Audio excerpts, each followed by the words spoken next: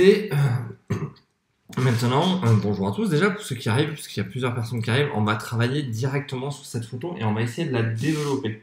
Donc j'ai déjà Bonnie qui me dit coucou sur Instagram. Donc, comme je dis, pour ceux qui sont sur Instagram, n'hésitez pas à venir sur ma page Facebook, c'est là où se passe le live en direct.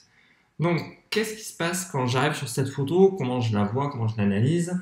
Tout simplement, je peux aller me servir en fait de ces petits boutons que j'ai là-haut. Hein. Bon, j'ai touché à quelque chose que je voulais pas faire.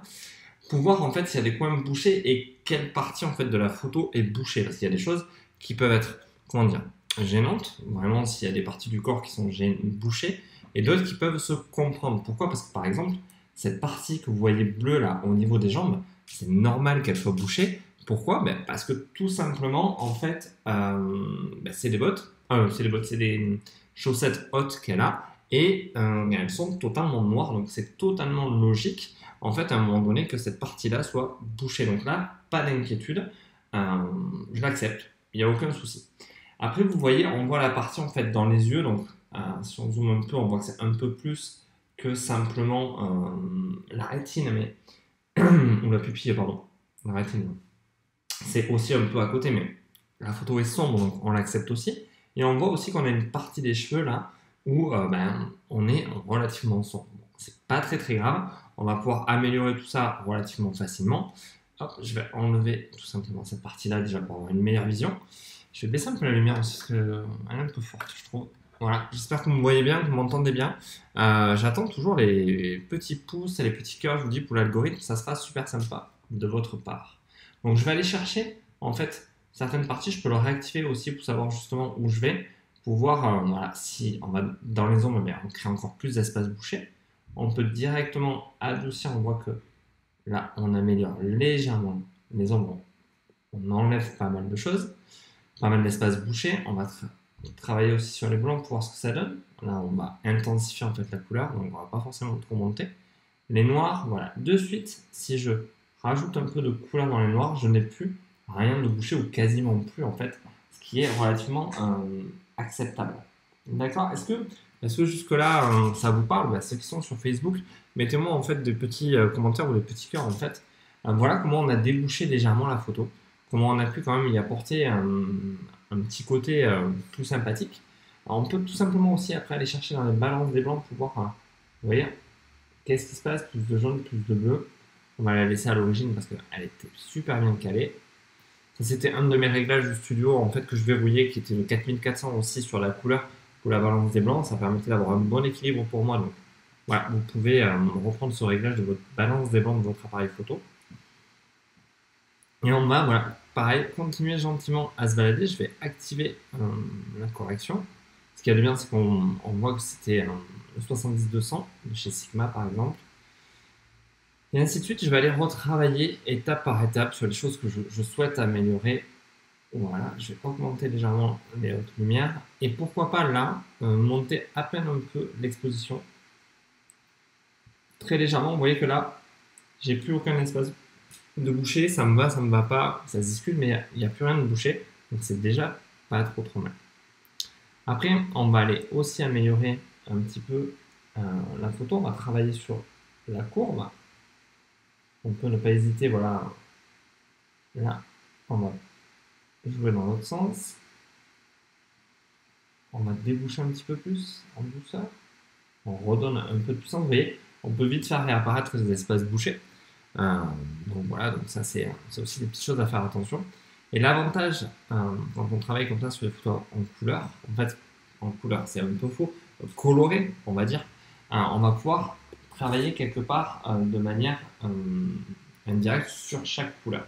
Alors, j'ai des gens qui arrivent sur Instagram, je vois qui voient un peu tout ça.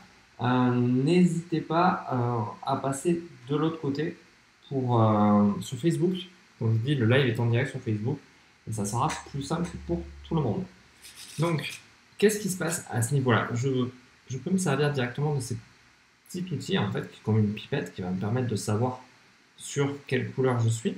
Voilà, et je peux directement me dire, voilà, je veux changer la couleur du jaune. Voilà, c'est trop jaune, je veux le ramener un peu plus dans quelque chose de un peu orangé. Je peux aller retravailler de l'autre côté pour voir ce que ça donne.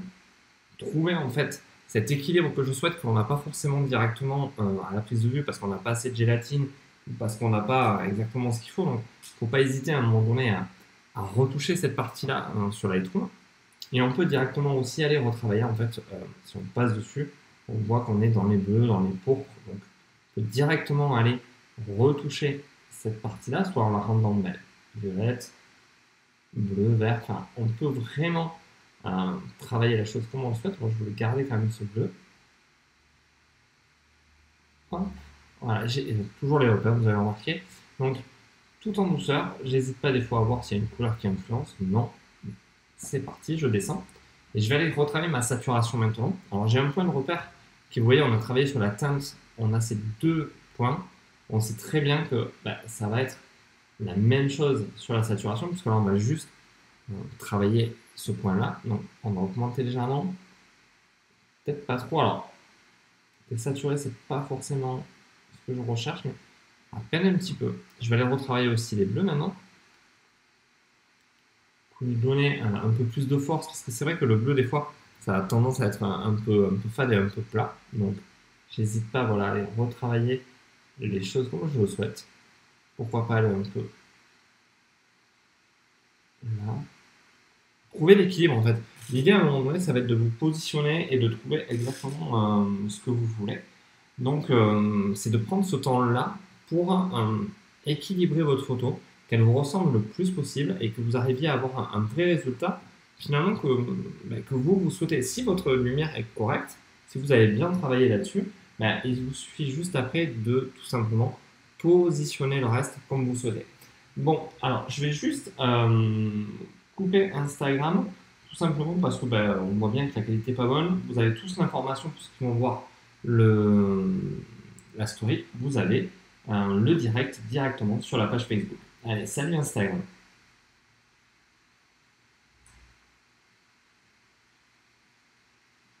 Voilà. Donc maintenant, on va gentiment pouvoir, je me suis coupé de ça, ça va être plus facile. On va directement pouvoir retravailler aussi la luminescence qui est en fait rajouter de la lumière dans la couleur. Donc pour savoir justement exactement là où on a besoin de faire ressortir certaines choses. Donc dans les oranges et dans les jaunes, légèrement pour redonner un peu de peps.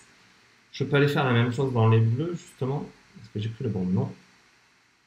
Voilà, pour redonner en fait un peu de force, un peu de contraste. On voit bien en fait que là il y a un contraste qui se crée, on a des choses qui sont beaucoup plus posées, beaucoup plus fort. Super, merci pour les likes et tout. N'hésitez pas à en rajouter parce que ça me permet à moi d'être un peu plus vu grâce à l'algorithme de YouTube, de Facebook. Pardon.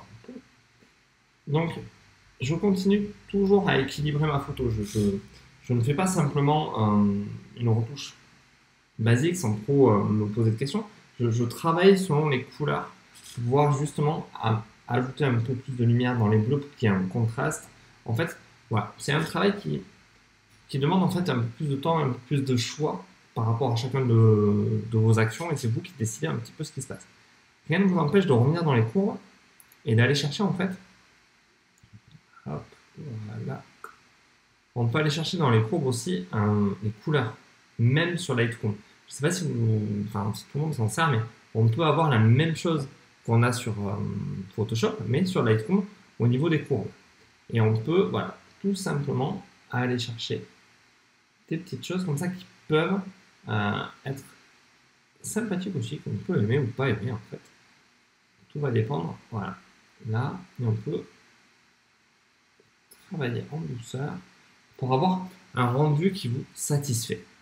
Donc on peut aller travailler dans les verts s'il y a besoin, pour vite voir ce qui se passe. On peut vraiment aller chercher des choses comme ça qui sont relativement sympathiques, directement avec les petits courbes. J'aime beaucoup cette teinte en fait que là je suis en train de donner. Alors des fois, il faut aussi reconnaître certaines choses, c'est que ça peut être du hasard quelque part d'aller de se dire tiens je vais tester ça et qu'est-ce qui se passe, c'est de trouver en fait quelque chose qui vous correspond. Alors la seule chose que moi je trouve dommage avec la courbe, c'est parce que j'ai l'habitude de travailler comme ça aussi, c'est qu'il manque en fait ce petit outil opacité que moi j'affectionne beaucoup pour pouvoir justement si vous avez été trop violent, l'adoucir un petit peu. Je trouve que c'est plus facile pour moi. Mais encore une fois, là, c'est un choix perso. Donc après, peut aller travailler dans le bleu. On va directement voir ce qui se passe. Voilà, hop. Ou on peut aller chercher d'un côté et ramener de l'autre. Voilà, tout en douceur. C'est pas comme je dis, c'est pas la peine d'être ultra violent. Il vaut mieux des fois positionner certaines choses petit à petit, quitte à le refaire. Alors, sur Lightroom, c'est beaucoup moins évident, mais sur Photoshop, j'aurais tendance à appliquer en fait des calculs courbes, par exemple, et me dire, ok, tu as été à un certain point, stop, passe sur un autre calque. Pourquoi? Parce qu'en fait, si tu te retrouves à faire une connerie, tu as toujours ton réglage en dessous. Et ça te permet en fait d'être non destructif, et c'est pour ça que c'est relativement cool. Bon, écoutez, je vois qu'il y a un peu de monde là, c'est super cool. Donc maintenant, j'aimerais qu'il y ait un peu de cœur, un peu de partage. Je vois qu'il y a un commentaire. Pourquoi je ne vois pas le commentaire? Ok, Christophe, toujours intéressant de voir un pro et sa façon de traiter les photos. Je suis sur Luminar. Mais Christophe, je ne connais pas Luminar. Tu vois, je suis content. Merci pour ton commentaire, mais ouais, je ne connais pas du tout Luminar. D'ailleurs, si tu veux, si tu as un lien pour que je voie ce que c'est, ben, ça pourrait être intéressant aussi de découvrir de nouvelles choses. Alors, comme vous savez, j'ai besoin de cœur, j'ai besoin de likes, simplement pour que on soit encore plus nombreux sur ce live, parce que l'idée c'est de partager. Donc n'hésitez pas à mettre des petits pouces, à mettre des petits cœurs, et ça sera cool. Et on va continuer à développer cette photo. Le but c'est pas de faire de la méga audience, mais c'est quand même que les gens soient au courant. Comme vous savez, je vape, je vis ma vie un peu dans ces trucs. C'est juste l'envie de partager avec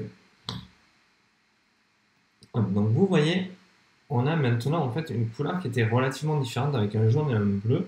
On a quelque chose d'un peu plus travaillé, une approche qui me plaît un peu plus. Donc voilà. Si vous avez des questions, n'hésitez pas dans les commentaires à me les mettre. Ça sera super sympa d'échanger avec vous. Donc c'est quelque chose que on peut là par exemple dire qu'on fait un preset. Alors pour ceux qui ne connaissent pas, un preset c'est dans ce côté-là. En fait, je m'en sers pas vraiment beaucoup. C'est pas quelque chose que j'ai l'habitude d'utiliser. Donc là, on a l'historique info et on peut créer des presets qui vont nous permettre en fait d'appliquer la même chose. Par exemple, vous allez voir si je vous montre, attention parce qu'on est quand même sur Facebook, il y avait une autre photo comme ça que j'avais gardée, hop, qui était celle-là, par exemple. On est à peu près sur la même lumière, on est à peu près sur la même chose. Et donc, au lieu de m'embêter, alors je vais aller rechercher ma photo, quelle est c'est celle-là. Non, c'est pas du tout celle-là. C'est laquelle que j'ai travaillé. C'est celle-là. Hop, oui, parce que j'avais fait quand même des essais un petit peu avant. Donc, je vais aller sélectionner l'autre photo que je veux garder, qui est en fait la même photo qui est issue du même shooting et tout simplement que je vais vouloir retravailler après. Donc, pour pas m'embêter à refaire tout ce post-traitement que je viens de faire, je vais soit synchroniser mes deux photos. Maintenant, je clique sur synchroniser. Je choisis en fait ce que je souhaite synchroniser, rarement le recadrage et les défauts, mais on peut globalement tout sélectionner, on fait synchroniser. Et l'autre photo en fait, celle-ci, donc, est automatiquement réglée, qui a appliqué exactement les mêmes réglages que sur l'autre. Donc on retrouve les mêmes choses sur Lightroom, en fait on retrouve sur les deux photos les mêmes choses. Et l'avantage, ça vous permet en fait d'éviter d'avoir trop de différence sur une série photo que vous avez fait dans un même shooting. Cédric qui me dit super ces deux couleurs, ouais, elles vont très très bien ensemble. Et comme je dis, c'est quand même pour avoir ces deux couleurs un peu qui vont bien ensemble, c'est quelque chose que j'ai pensé au départ avec le jaune et le bleu, le froid et le chaud. Et c'est simplement après où je le modifie directement sur Photoshop, sur Lightroom. Je me mélange les mots des fois. Bon, je suis désolé, j'espère que ça vous embête pas trop, mais il y a des fois je bug sur les mots. Donc voilà, donc ça c'était une manière de faire les choses. Et on peut aussi faire un preset, comme je dis, j'ai pas de problème avec ça, hein, mais il y a des fois je me perds un peu les choses parce que j'ai pas l'habitude de m'en servir. Par exemple, là, faire un preset, créer un paramètre prédéfini. Vous voyez, je le redécouvre avec vous, nouvelle version en plus. Donc j'ai fait tous mes réglages, d'accord, j'ai fait un travail là-dessus. Super, merci à tous de vous lâcher. J'ai fait un travail là-dessus et je ne vais pas m'embêter pendant des heures à le retrouver. Ah, il y a des commentaires que je ne vois pas. J'ai 3 commentaires, dont un que je ne vois pas. Ok, dommage. S'il y en a un qui a mis un commentaire à part Christophe et Cédric que je ne vois pas, N'hésitez pas mais carrément à me remettre un commentaire parce que j'en vois que deux. Donc j'en ai trois de marqués. Donc voilà. N'hésitez pas à me le remettre au commentaire, je sais pas pourquoi. Donc, comme je vous dis, il y a des fois, moi aussi, je perds l'habitude de faire certaines choses. Je perds l'habitude à un moment donné d'être calé en fait dans mes réglages parce qu'il y a des choses que je ne me sers pas forcément. Donc, vous allez voir que vous aussi, des fois, quand vous allez travailler, vous allez perdre un peu l'habitude de faire certaines choses. Donc, je vais le faire avec vous. Donc, paramètres prédéfinis, c'est-à-dire que je vais enregistrer le travail que j'ai fait sur cette photo pour pouvoir le garder pour d'autres touches, à d'autres moments, ou tout simplement pouvoir l'appliquer sur les autres photos au fur et à mesure. Donc je vais créer un paramètre prédéfini, je vais le renommer, là je vais mettre test Facebook, voilà, juste pour savoir à quoi ça correspond exactement, et je vais choisir exactement ce que je veux mettre dedans pour que ça reste, on va dire, cohérent en fait, et me rappeler un peu tout ce qu'il y a. Donc je fais créer, tac. Et donc, normalement, j'ai créé mon paramètre prédéfini qui doit se retrouver là-dedans. Vous voyez, on retrouve directement le paramètre, il n'y a plus qu'à le rappliquer. Alors, comment on va faire? Alors, je vais essayer de retrouver une photo où Facebook ne posera pas de problème avec son algorithme et tous ces petits soucis. Et tout simplement, je vais aller cliquer là.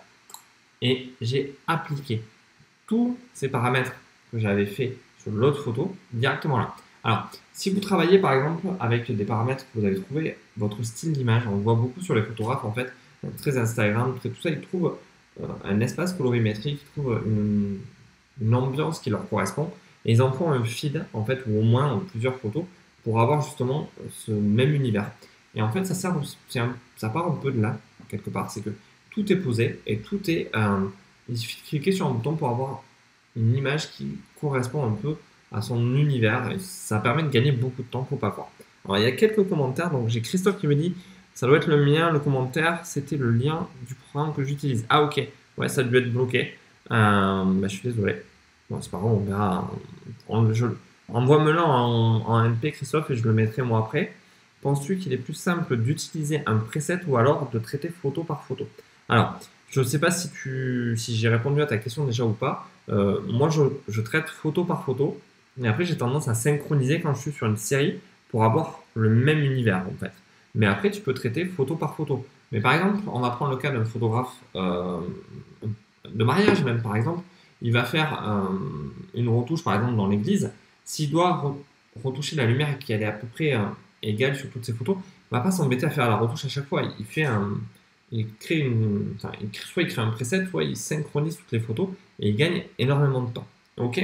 Est-ce que là-dessus, c'est clair pour toi, Christophe?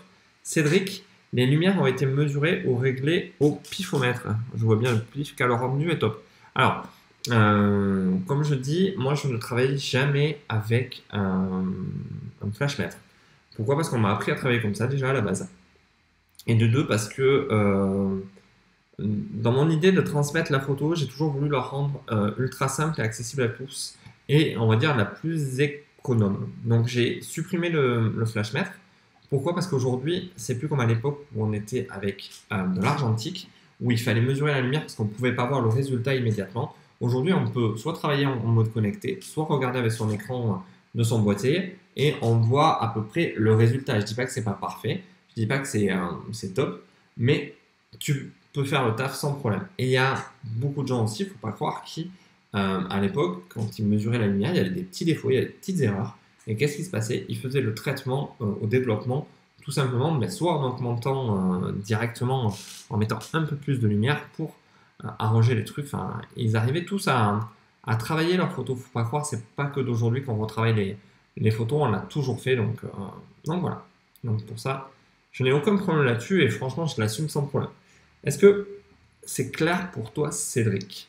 Donc voilà à peu près le travail qui va se passer sur Lightroom. Voilà à peu près comment moi je vois l'histoire. On va reprendre la photo, la première. Comme vous voyez, je vais vous montrer la photo que moi j'ai retravaillée directement.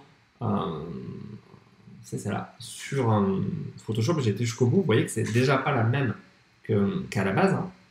J'ai été plus loin, donc cette partie-là, je l'ai aussi fait sur Photoshop.